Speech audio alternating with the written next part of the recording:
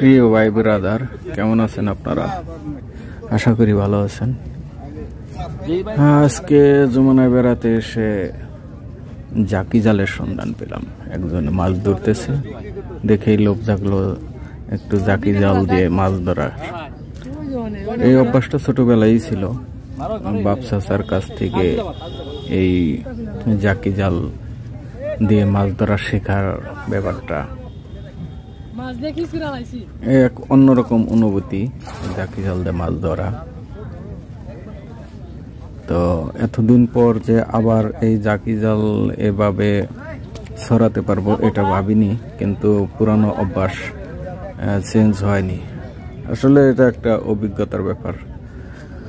অভিজ্ঞতা থাকলে যে কোনো জায়গায় পারফেক্ট হওয়া সম্ভব।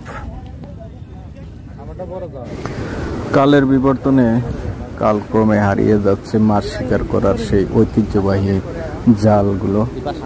যদিও এখন নদী নালা খাল বিলে ওইরকম কোনো মাছ পাওয়া যায় না, বিদায়ী এগুলো আজকে বিলুপ্তির পথে।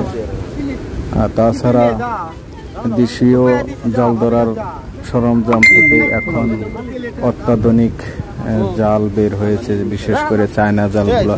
এগুলো দিয়ে মাছ ধরে মাছের পোনা রেণুগুলো সব ধ্বংস করা হচ্ছে, যে কারণেই মাছের উৎপাদন বৃদ্ধি পাচ্ছে না।